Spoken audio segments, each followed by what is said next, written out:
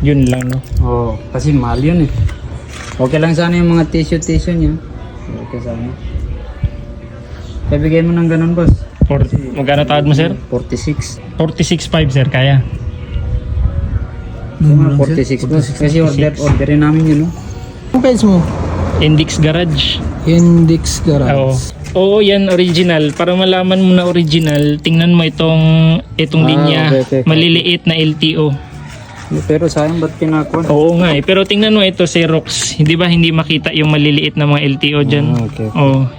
Dyan mo malalaman na Xerox. Ang nakunan ko nito, pulis na. Okay. Pulis na nakunan ko niyan. Tapos, ang ginawa namin, nag-close deed of sale kami sa attorney niyan. Gusto mo, open na lang natin. Then gawa lang tayo ng acknowledgement receipt.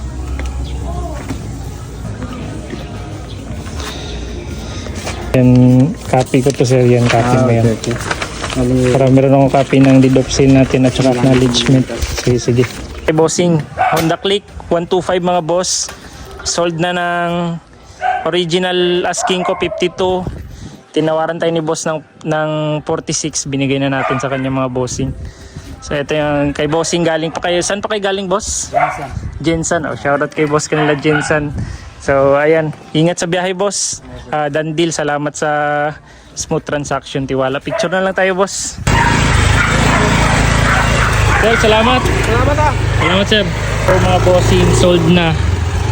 Available na units dito nga mga boss. Ito, Suzuki Venice 55k, syempre negotiable. Aerox, i-decals ko pa itong mga boss ha. Pero andito pa. Ayan, 70k bigay ko. ABS keyless 2020. SkyDrive 2019, 30k na lang mga boss. 30k, 70, 55. All negotiable. Ito, i-decals ko pa to. And for sale na din on the wave sa mga budget meal naghahanap.